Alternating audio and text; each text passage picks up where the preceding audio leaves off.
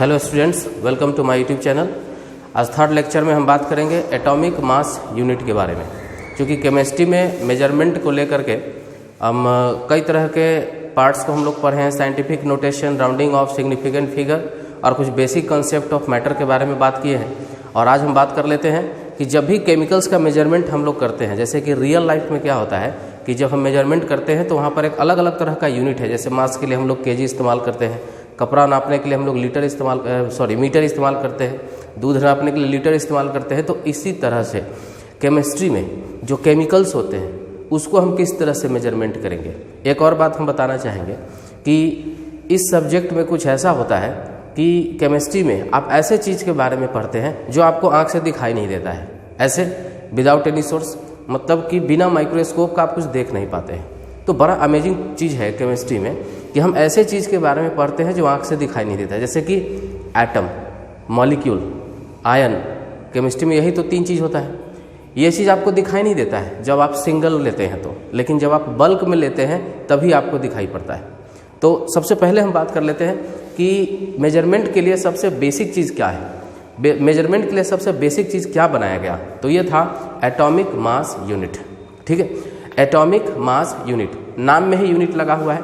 Atomic mass unit को हम यहाँ पर या तो AMU लिख सकते हैं, AMU शॉर्ट में, या फिर कहीं कहीं पर देखा जाएगा इसको स्मॉल u से रिप्रेजेंट किया जाता है। तो एटॉमिक मास यूनिट है क्या?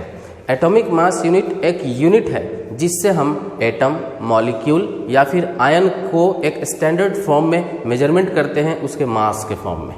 ठीक है, तो हम यहाँ डिफाइन करते हैं। सबसे पहले कुछ हिस्टोरिकल एनालिसिस देते हैं। सबसे पहले हाइड्रोजन, ऑक्सीजन, क्लोरीन, तरह तरह के एलिमेंट को लेकर के और एजम्पशन लिया गया था, एक रेफरेंस बनाया गया था, लेकिन वो रेफरेंस उतना बेस्ट नहीं था, जिसके कारण उसमें एक्यूरेसी नहीं था। एक्यूरेसी नहीं होने के कारण उन सब चीज़ों को हटा दिया गया। बाद में फिर चल के कार्बन को लिया गया। कार्बन 12 और कार्बन 14 दो तरह के आइसोटोप होते हैं। Carbon 12, carbon 14, C12 and C14, there are 2 isotopes in carbon. ठीक है, वैसे 3 होता है, बट आपको मैं बताऊंगा वो सब अभी का बात नहीं है। आप कार्बन 12 लेना। ठीक है, क्या लेना है?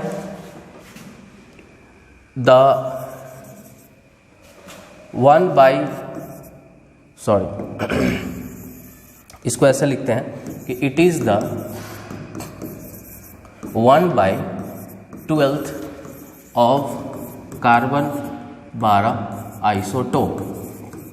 C14 को नहीं लिया गया, C14 को नहीं लिया गया था, C12 को लिया गया। आपको बस यही याद रखना है कि हमको क्या लेना है, C12, और उसको 12 टुकड़ा में डिवाइड कर देना है, 12 इक्वल पार्ट में डिवाइड कर देना है, और उसमें से एक टुकड़ा को आपको उठाना है, और उसी एक टुकड़ा को हम क्या बोलते हैं, एटॉमिक मास यूनिट कहते हैं। ठीक है, it is the 1/12 of C12 isotope, मतलब कि 1 AMU, 1 एटॉमिक मास यूनिट को हम लिख सकते हैं 1/12 ऑफ कार्बन 12 आइसोटोप। ठीक है, बाद में चल के हम लोग इसका ग्राम भी कैलकुलेट करेंगे कि एटॉमिक मास यूनिट को हम लोग ग्राम में कैसे देखते हैं। तो ये था एक बेसिक यूनिट, मतलब कि जैसे किसी चीज़ को नापने के लिए बटखरा का जरूरत होता है, तो आपको बटखरा मिल चुका है। ठीक है, आपको बटखरा मिल चुका है। इसी बटखरे से, इसी वाट से हम क्या करेंगे, एटम को, मॉलिक्यूल को और आयन को मेजरमेंट करेंगे। मतलब कि अब स्टार्ट करते हैं एटॉमिक मास यूनिट का जो मेजरमेंट पहले एटम में। अब चूंकि केमिस्ट्री में 3 चीज़ होता है, आप ध्यान दीजिएगा, हम यहाँ लिख देते हैं केमिस्ट्री में 3 चीज़ का मेजरमेंट हम लोग यहाँ पर करने वाले हैं। पहला एटम, दूसरा मॉलिक्यूल और तीसरा आयन। एटम, मॉलिक्यूल, आयन, हम 3 चीज़ को यहाँ पर मेजरमेंट करेंगे। एटम को करेंगे, मॉलिक्यूल को करेंगे और आयन को करेंगे।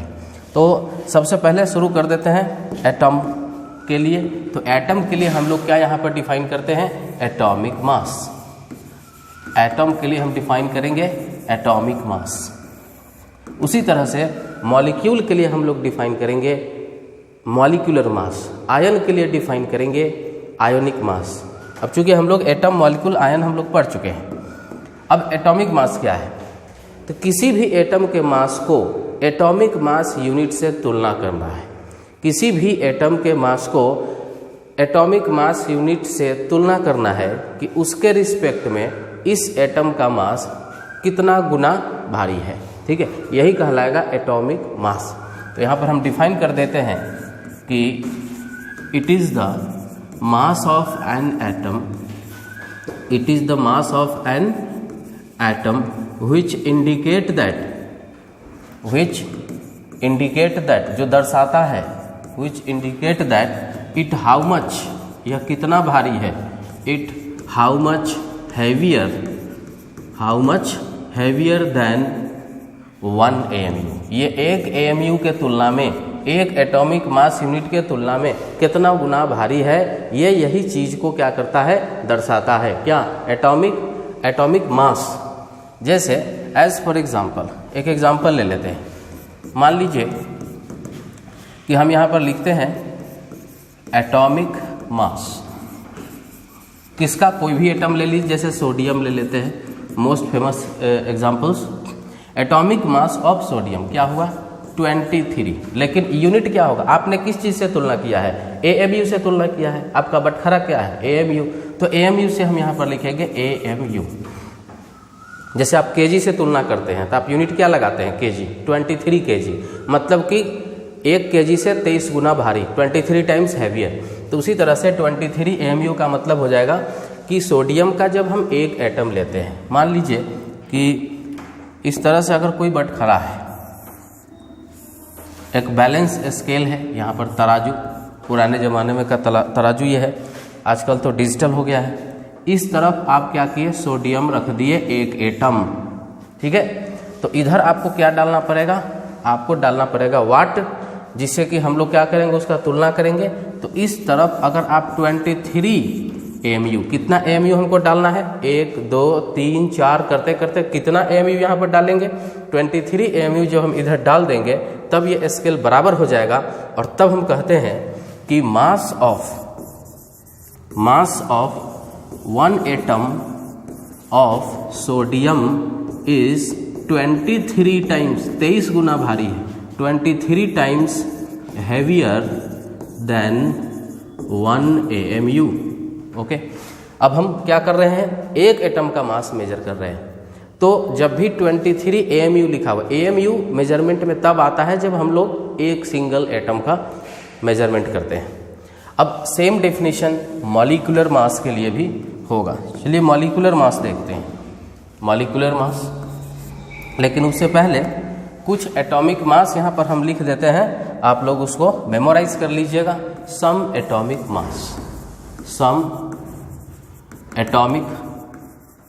मास, ठीक है। कुछ एटॉमिक मास यहाँ पर हम लिखते हैं, जैसे हाइड्रोजन के लिए 1, हीलियम के लिए 4, कार्बन के लिए 12, नाइट्रोजन के लिए 14, ऑक्सीजन के लिए 16। उसके बाद आ जाइए सोडियम के लिए 23, मैग्नीशियम 24, एल्युमिनियम 27। उसके बाद फास्फोरस 31, फास्फोरस के बाद क्लोरीन ले लीजिए 35.5, sulphur 32, calcium 39, potassium 39, calcium 40 and iron copper 63.5, iron के लिए 56, सिल्वर के लिए 108 ETC। मतलब क्यों लिखे यहाँ पर इसको, होता तो बहुत सारा है, अब बहुत सारे को तो याद आपको करना है नहीं। तो यहाँ जो हम लिखे हैं, हमने कहा कि ये ज़्यादातर यूज़ होने वाला एटॉमिक मास है, ज़्यादातर यूज होने वाला, मतलब बार बार इस तरह के एटॉमिक मास का आपका काम पड़ेगा। वैसे हायर एग्जाम में क्या होता है कि ये सब वैल्यू दिया हुआ रहता है, लेकिन फिर भी अपने सहूलियत के लिए हम लोग क्या करते हैं, तेज़ी से कैलकुलेशन करने के लिए, मिनिमम टाइम में मैक्सिमम क्वेश्चन बनाने के लिए, हमको कहीं से उलझना ना पड़े, तो डायरेक्ट ये हम लोग याद कर लेते हैं। ठीक है, चलिए अब आ जाता है मॉलिक्यूलर मास। तो मॉलिक्यूलर मास क्या है? आखिरकार एक मॉलिक्यूल को भी तो आप नहीं देख पाइएगा, एक मॉलिक्यूल भी आप नहीं देख पाते हैं। क्यों? बहुत छोटा होता है। ना आप एटम देख पाते हैं, ना मॉलिक्यूल देख पाते हैं, ना आयन देख पाते हैं। तो न देख पाते हैं जिस चीज़ को, उसके लिए स्पेशल यूनिट है जिसको कहते हैं एटॉमिक मास यूनिट। तो अब हम अभी एटॉमिक मास में हमने एक एटम के मास को मेजर किया, यहाँ पर मॉलिक्यूलर मास है, एक मॉलिक्यूल के मास को हम लोग मेजर करेंगे। तो इट इज़ द, क्या लिखेंगे डिफिनीशन कि it is the mass of A molecule, it is the mass of A molecule which indicate that, जो दर्शाता है, which indicate that it how much heavier, it how much heavier than 1 AMU, एक AMU से कितना गुना भारी है। As for example, यहाँ पर हम एक छोटा सा एग्जाम्पल ले लेते हैं, जैसे कि molecular mass, molecular mass of, कोई भी एग्जाम्पल आप ले सकते हैं। जैसे कि मेरे दिमाग में अभी आ रहा है CH4, आप NH3 ले लें, आप CO2 ले लें। मान लीजिए हम यहाँ पर ले लेते हैं CO2 ले लेते हैं, तो इसका होता है 44 और यूनिट क्या लगेगा? AMU। अब आपको लगता होगा कि ये कैसे हुआ, देखिए ध्यान से। कार्बन का मास होता है 12, ऑक्सीजन का होता है 16, लेकिन ऑक्सीजन 2 टाइम है, इसलिए टोटल जोड़ देंगे तो CO2, ये क्या हो जाएगा?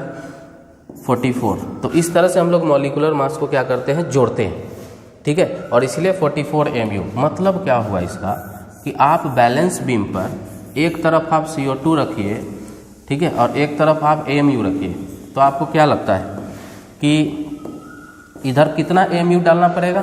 44 AMU डालना पड़ेगा। एक मॉलिक्यूल CO2 का इधर आप डालें तो ये पलरा नीचे हो जाएगा और ये वाला ऊपर हो जाएगा। तो इस पर हम बटखरा डालेंगे, तो कितना बटखरा डालेंगे? 44 AMU वाला बटखरा जब इस पर डालेंगे तब जाके ये दोनों का मास क्या हो जाएगा? बराबर हो जाएगा। मतलब एक CO2 मॉलिक्यूल जिसको हम न देखते हैं, जो आँख से दिखाई नहीं देता है, जिसका मास हमको महसूस नहीं होगा, उसका मास कितना है? 44 AMU, ठीक है। अब यहाँ देखिए,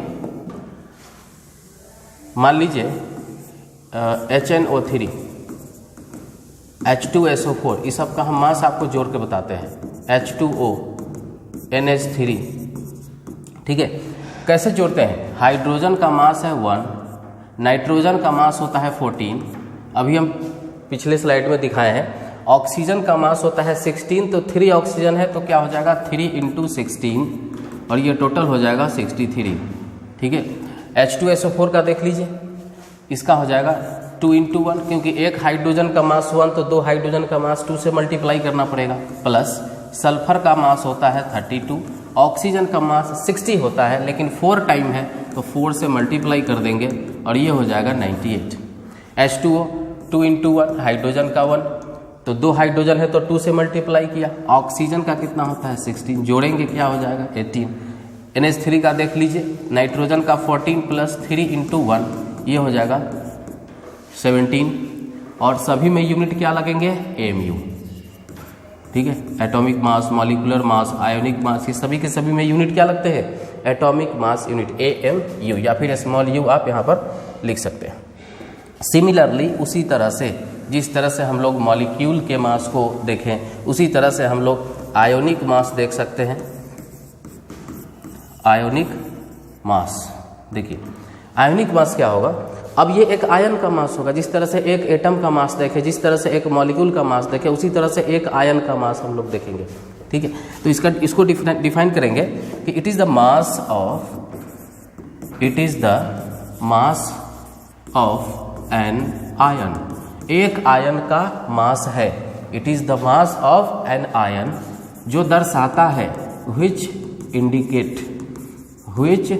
indicate that it how much heavier, ये कितना गुना भारी है। सारे का डेफिनेशन एक टाइप से जा रहा है, how much heavier than 1 AMU।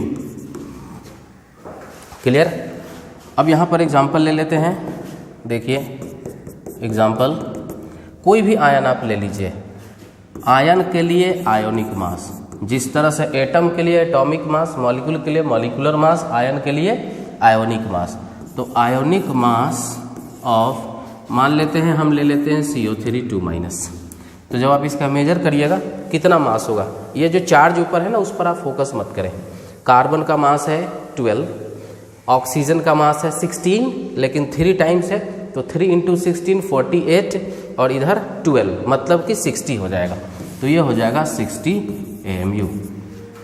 तो इसका मतलब क्या हुआ कि अगर आप इसको बैलेंस बीम से समझें इस तरह से, तो देखिए तराजू है। अब आप क्या करेंगे, इस तरफ रखेंगे CO3 2-, तो इधर आपको क्या रखना होगा, इधर रखना होगा AMU। कितना AMU रखेंगे, 60 AMU रखेंगे। 60 AMU जब इधर डाल दीजिएगा तो दोनों का मास क्या हो जाएगा, बराबर हो जाएगा। तो इसका मतलब हो जाएगा, it means that mass of an ion, mass of an ion, एक आयन का मास 60 टाइम्स हेवियर है, 60 times heavier than 1 AMU। Okay, तो इस तरह से हम लोग क्या देख लिए, atomic mass, molecular mass, ionic mass, ऐसा मास जो दिखाई नहीं पड़ता है। ठीक है, चलिए आगे बढ़ते हैं। अच्छा, आप बताइए कि जो चीज़ दिखाई नहीं पड़ता है उसका मास आप मेजर कर रहे हैं, कितना टफ काम होगा। ये तो लेबोरेटरी के बिना हो ही नहीं सकता है ना, आम आदमी तो इसको कर ही नहीं पाएंगे। तो इसीलिए लोगों ने सोचा कि जरा इसको बल्क में कैलकुलेट करते हैं हम लोग। बल्क में मतलब कि एक समूह में कुछ ज़्यादा संख्या ले करके और तब हम इसको कैलकुलेट करते हैं। ठीक है, तो इसीलिए इस यूनिट को थोड़ा और बड़ा किया गया ताकि हमें महसूस हो। 23 AMU आपको महसूस नहीं होगा उसका मास, लेकिन 23 ग्राम का चीज़ आपको महसूस होगा, आप फील करेंगे उस चीज़ को। तो यहाँ पर हम डिफाइन करते हैं gram atom, gram atom, in short we say G atom, in short we called it as G atom, that is gram atom. अब ये क्या है, देखिए ग्राम एटम है जब आप एटॉमिक मास को ग्राम में कन्वर्ट कर देते हैं। और कन्वर्ट क्या करना है, सिर्फ बोल देना है आपको। When atomic mass expressed in terms of gram then it is called gram atom. When molecular mass expressed in terms of gram then it is called gram molecule. And when ionic mass expressed in terms of gram then it is called gram ion. ठीक है, 1 by 1 यहाँ पर हम definition लिख रहे हैं। When atomic mass express in terms of gram, then it is called gram atom. Okay, ध्यान दीजिए, when atomic mass express in terms of gram, जब हम एटॉमिक मास को ग्राम में कन्वर्ट कर देते हैं, उसको हम एक्सप्रेस कर देते हैं, that is called gram atom. ठीक है, एज फॉर एग्जाम्पल लेते हैं, जैसे कि एटॉमिक सोडियम ही ले लेते हैं, वैसे आप कोई भी ले लेते हैं। तो एटॉमिक मास ऑफ सोडियम कितना लिखा गया था, 23 AMU। Atomic mass of sodium क्या लिखा गया था, 23 AMU। तो इसीलिए अब हम क्या करेंगे, इसको ग्राम में कन्वर्ट करेंगे। तो 23 AMU नहीं लिख करके अब हम लिखेंगे 23 ग्राम। तब जो एटॉमिक मास है यहाँ पर, इसके बदले में अब क्या लिखा जाएगा, gram atom of sodium. Exactly यहाँ पर ग्राम एटम ऑफ सोडियम कितना आ गया है, 23 ग्राम। अब यहाँ पर सबसे इंटरेस्टिंग बात जो हम आपको बताने वाले हैं वो ये है कि यहीं पर सीखना है आपको। यहीं पर कन्फ्यूजन काफ़ी लोगों के हैं कि अगर हम अभी एक सवाल करें कि भाई 23 ग्राम कितना सोडियम का है, तो काफ़ी सारे लोग को लगेगा भाई एक सोडियम का होगा, और इसके बारे में पूछेंगे बोलेगा ये भी तो एक सोडियम का होगा। नहीं, देखिए 23 AMU ये मास आपको महसूस भी नहीं होगा, इसको आप फील भी नहीं कर सकते हैं, न दिखाई देगा ये आपको, क्योंकि ये एक एटम है और एक एटम दिखाई नहीं देता है। लेकिन 23 ग्राम आप तो 25 ग्राम जीरा खरीद लेते हैं, सामान खरीद लेते हैं, सोना खरीदते हैं आप। कितना वेट होता है, जब हाथ पर आप उसको ऐसे रखते हैं तो उसमें कुछ वजन महसूस होता है। तो 23 ग्राम फील होगा आपको। ये कितना मास है कि आप महसूस कर सकते हैं हाथ पर रखने के बाद। तो आप एक बात बताएं कि सोडियम एक एटम जो नहीं दिखाई दे रहा है, और अगर आप कह रहे हैं कि अगर एक एटम है तो एक एटम जो दिखाई नहीं दिया उसका मास 23 ग्राम कैसे हो जाएगा? मतलब वो 23 ग्राम भी है और वो दिखाई भी नहीं दे रहा है। It is impossible. ये कैसे हो सकता है? 23 ग्राम एक एटम नहीं हो सकता है। वहाँ पर कलेक्शन ऑफ एटम होगा, ढेर सारा एटम वहाँ पर होगा। जैसे 23 ग्राम क्या होगा? ये हो जाएगा मास ऑफ सिंगल एटम। हमेशा याद रखिए, मास ऑफ सिंगल एटम। तो फिर आपके दिमाग में एक सवाल उठ रहा होगा, तो भाई ये बताएं कि ये मास फिर कितने का है? तो ये मास है लार्ज अमाउंट ऑफ सोडियम। ये है मास ऑफ। अब आपके दिमाग में ख्याल आएगा ये लार्ज अमाउंट क्या होता है? ये बोल रहे हैं, अभी हम यही लिखने वाले हैं कि बहुत ज़्यादा अमाउंट ऑफ सोडियम जब लेते हैं तब मतलब कि इसका मास क्या होता है? 23 ग्राम होता है। लेकिन आपके बार बार दिमाग में आते रहेगा ये ज़्यादा अमाउंट है कितना, कुछ तो अमाउंट इसका होगा। तो हमने यहाँ पर लिख ही देते हैं। आप बार बार ये जो सस्पिशन में रहेंगे लिख देते हैं। एक नंबर आपको याद कराना चाहते हैं 6.02 इंटू 10⁻23। ये नंबर आप याद कर लो, 6.02 इंटू 10⁻23। और जानते हैं इस नंबर को हम कहते हैं एवोगाड्रोज नंबर। इस नंबर का नाम रखा गया, जानते हैं इस नंबर का क्या नाम है? एवोगाड्रोज। एवोगाड्रो का नंबर, एवोगाड्रोज नंबर। और ये काफ़ी बड़ा है। आप इमेजिन कीजिए ये कितना बड़ा संख्या है। ये कोई छोटा मोटा संख्या नहीं है, ये बहुत ही बड़ा संख्या है। और आप इतने संख्या सोडियम एटम का जब आप लेंगे तो उसका मास कितना होता है? 23 ग्राम होता है। वैसे ही हम लोग को बाद में पढ़ना था जब हम मोल कॉन्सेप्ट डिस्कस करेंगे, लेकिन अभी आपके सस्पिशन के लिए बताए हैं। लेकिन क्या दिक्कत है? आप एक नंबर याद नहीं कर सकते? एक छोटा सा number Avogadro number 6.02 into 10⁻23 number आप याद ही कर लें। तो 23 AMU और 23 ग्राम में आसमान और जमीन का फर्क है। 23 AMU यू नेवर फील, जबकि 23 gram you can easily feel the mass of 23 ग्राम। तो क्या हुआ कि एटॉमिक मास ऑफ सोडियम जब लेते हैं तो AMU में यूनिट लिखते हैं, लेकिन जब ग्राम एटम ऑफ सोडियम लेते हैं तो 23 ग्राम लिखते हैं। तो देखिए इधर ग्राम इधर ग्राम, याद रखिएगा, याद रखने का टेक्निक है। इधर ग्राम उधर भी ग्राम। अब अगर हम लिखते हैं कि एटॉमिक मास ऑफ कैल्शियम, ये क्या हो जाएगा? 40 AMU। ठीक है। और यदि हम लिख दें यहाँ पर 40 ग्राम, तब यहाँ पर क्या लिखेंगे? Gram atom of calcium. ठीक है। अब हम फिर से बात करते हैं। देखिए तो ये जो 40 AMU है ये क्या है? मास ऑफ 1 एटम, जबकि 40 ग्राम क्या है? ये है mass of not single calcium atom 6.02 into 10⁻23 atoms. तो आई थिंक आपको समझ में आया होगा कि ग्राम एटम होता क्या है। जब आप एटॉमिक मास को ग्राम में कन्वर्ट कर देते हैं उसको बोलते हैं ग्राम एटम। और ग्राम एटम का अमाउंट क्या होता है? बहुत ज़्यादा होता है। ये एक बल्क में स्टडी हो गया और 23 ग्राम कोई भी मेजर कर सकता है। इसके लिए कोई लेबोरेटरी का जरूरत नहीं है। लेकिन 23 AMU को जानने के लिए आपको लैब का जरूरत पड़ेगा, उसमें आप नहीं जा सकते हैं बार बार। चलिए ये तो हो गया एटॉमिक मास, ग्राम एटम। आगे बढ़ जाते हैं ग्राम मॉलिक्यूल। चूँकि 3 चीज़ है केमिस्ट्री में, जस्ट हम पहले ही डिस्कस कर चुके हैं, एटम, मॉलिक्यूल एंड आयन। तो ग्राम मॉलिक्यूल जिसको कि हम शॉर्ट में क्या लिखते हैं? G molecule. ठीक है, G मॉलिक्यूल। अब इसको डिफाइन कर देते हैं। क्या डिफाइन करें? कि when molecular mass express in gram, when molecular mass expressed in gram, molecular mass expressed in gram is called Z molecule, gram molecule। चलिए कुछ एग्जांपल्स ले लेते हैं। और जो भी लेक्चर अभी चल रहा है इसका PDF आपको डिस्क्रिप्शन में मिल जाएगा, आप वहाँ से डाउनलोड कर सकते हैं। चलिए तो ये क्या हो गया? जी मॉलिक्यूल, मतलब कि ग्राम मॉलिक्यूल। कोई एग्जांपल लेकर के क्लियर करते हैं इस चीज़ को।